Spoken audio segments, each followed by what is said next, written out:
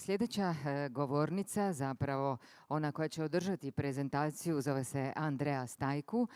Zamjenica je voditelja jedinice za turizam i tekstil DJ Grow Europske komisije, a njezino predavanje nosi naziv Europski turizam kao pokretač održivog ruralnog razvoja. Izvolite, gospođa Staicu.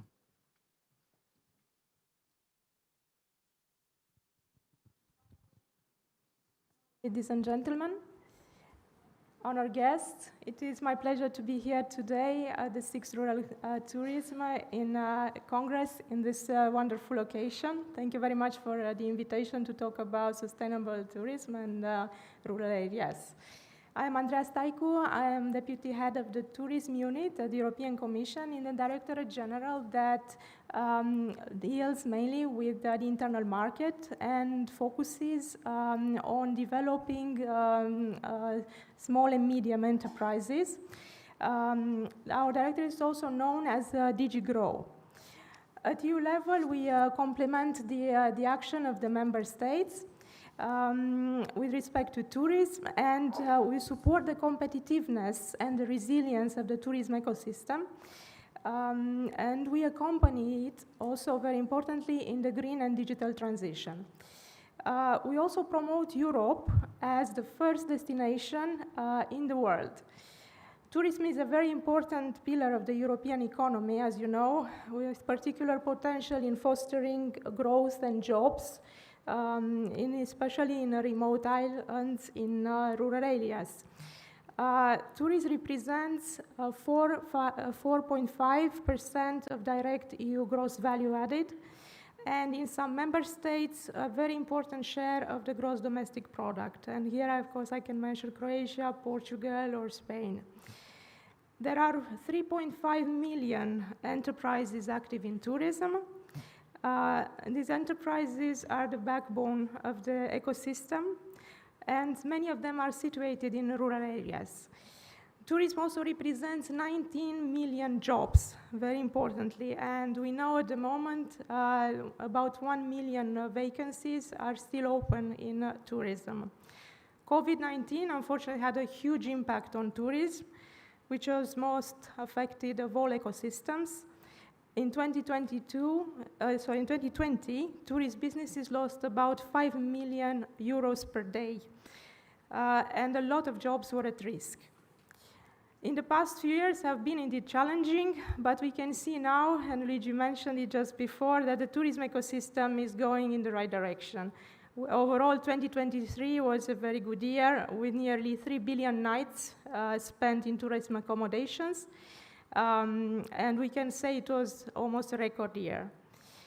Tourism is back towards full recovery, back to creating jobs and economic growth, but it still faces some challenges, and in particular in regards with attractiveness and skills for job seekers, seasonality, and very importantly, digitalization. And some of these challenges are even more important when it comes to rural tourism. In order to help to mobilize the recovery of the ecosystem after the pandemic, and also in order to accompany it in the green and digital transition, at the Commission we worked with all stakeholders, the industry, the national, local and regional authorities, to publish the transition pathway for tourism. This document, which was published in February 2022, sets out 70 actions in 5 areas: policy and governance, green transition, digital transition, skills and resilience, and very importantly, stakeholder support. These actions were later endorsed by the member states with the Agenda for Tourism 2030. Following the publication of the transition pathway, DG Grow launched a call for commitments from stakeholders and for pledges. We published these pledges and commitments from the tourism unit, from everybody who contributed, and we publish this 2-3 times a year. This process allows stakeholders to show their leadership in the transition towards a greener and more digital tourism. Now, tourism stakeholders are very much involved. I'm proud to say that we have published by the end of 2023 no less than 424 pledges. And the green transition of companies actually attracts the most stakeholder pledges, about 10%. But how does rural tourism foster development in rural areas? First of all, it offers great opportunities, but as I mentioned, has some challenges as well. There is a growing demand for slow nature and sports tourism. It was perhaps one of the, let's say, positive consequences of the pandemic, is that it increased the attractiveness of rural tourism. And we can see this in this growing demand for slow tourism, outdoor sports activities, even teleworking and the digital nomad trend. And of course, we can see there's also a trend to say among the tourists. We saw it in the flash barometer that indeed travelers want to travel more sustainably, and they are even willing to pay more for that. However, this growing trend has to be met with adequate strategic planning, avoiding this unbalanced growth. And with the rise of the internet, we can see that especially online booking platforms, the accessibility and the appeal of the tourism in rural areas has increased. This enables tourists to find basically everywhere accommodation. And many bookings are done online, and this may actually pose a problem to those accommodations and smaller businesses that do not have, a basic level of digital intensity.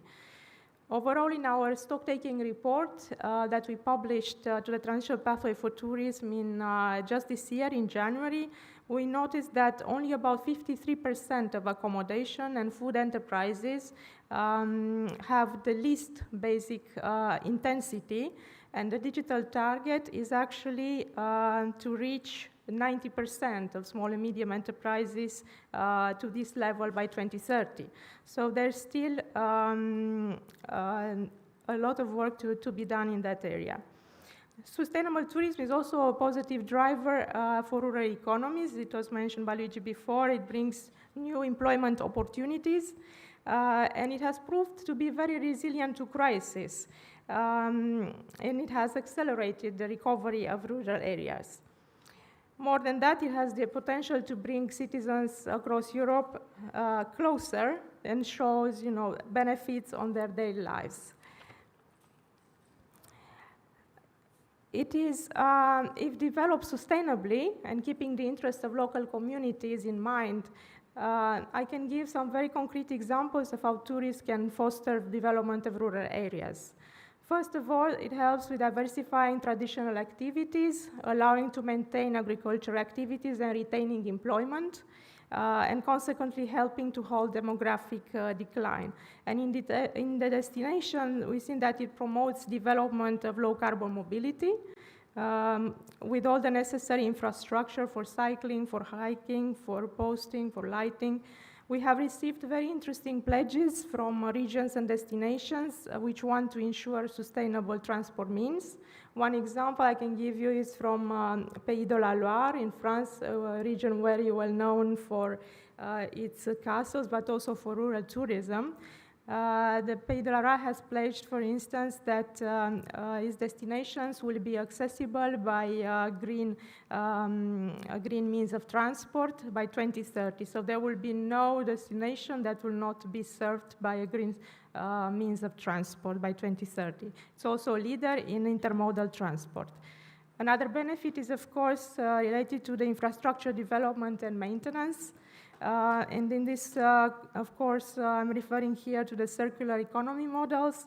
There are specific challenges there in terms of improving accommodation and restaurants, waste management, lowering water consumption, and developing locally supplied ingredients for food services.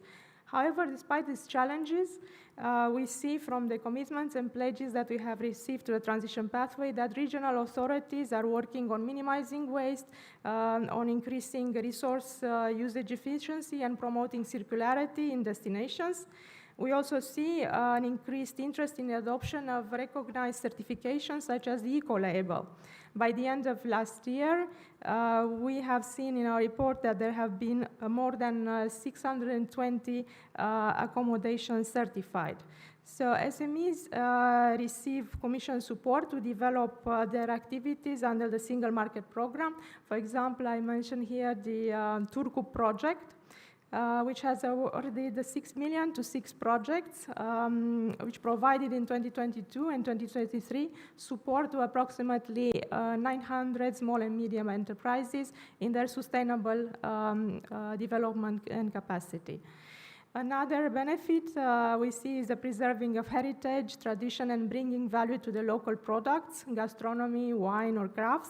And in this respect, DG Grow will launch later this year or in the beginning of next year a pilot project supported by the European Parliament, which has as aim to support handicrafts and geographically protected products. At the same time, rural tourism can help alleviate other tourism hotspots. We see that some destinations are overcrowded, and some local authorities have to put in place measures so that the tourist flows are dispersed to different areas. Importantly, considering the demographic challenge in rural areas, I would also mention that rural tourism can help facilitate employment, mobility, and adequate working conditions, and can help attract people in tourism and bridge the labor gap. And in that respect, the EU Pact for Skills in the tourism ecosystem has been a good source of knowledge, an initiative supporting reskilling and upskilling activities, in particular in green and digital skills. There have been 7 national regional partnerships set up, bringing together training and vocational partners, national local authorities, and of course the industry.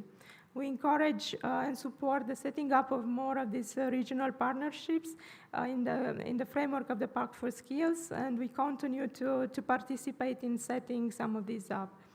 As this Congress demonstrates, we are all engaged for a more sustainable tourism, and rural tourism plays a very important role in the development of rural areas. I'm very much looking forward to the discussions today. Thank you for your attention.